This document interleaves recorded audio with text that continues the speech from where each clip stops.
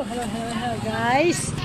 Ito na naman guys, ako guys. Magpagawa na naman ako ng aking e-bike. Hapon is change oil sa malaki. Ngayon naman sa maliit. Ayan guys. At change oil ko yan ngayon guys.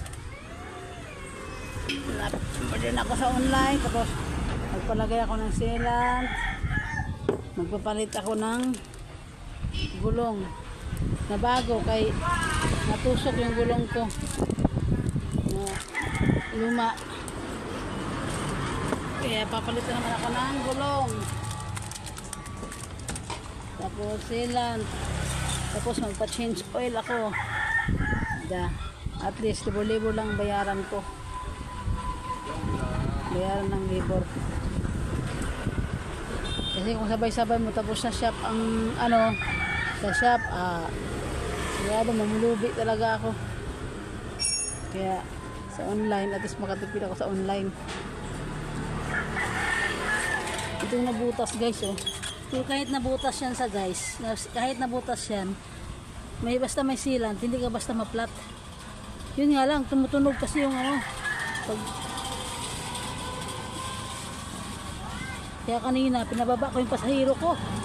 Magbayan, pinababa ko kasi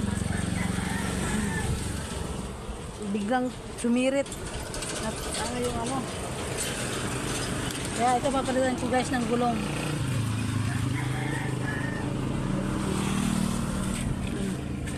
Ayan guys, technician guys, gagawa na siya guys. Sige pa, sige. Yan na, okay na yan. Napalitan niya guys ng gulong at ng pa-change oil ako. Kapalit ng gulong, change oil at saka sealant. Yan ang At least sa akin guys, libo lang bayaran ko. Kasi kung sa shop ay mamulubi talaga kayo guys. Kasi sa online guys, makamura ako guys eh.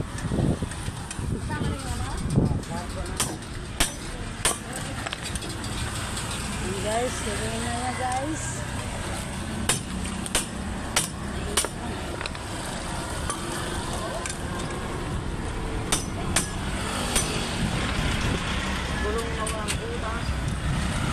Kaya naman yan.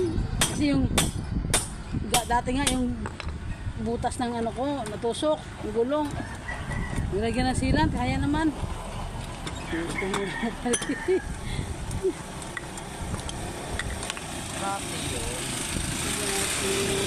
Kapal pa yan, oh. Kapal pa. Kapal pa siya, oh. Kapal pa to. Kapal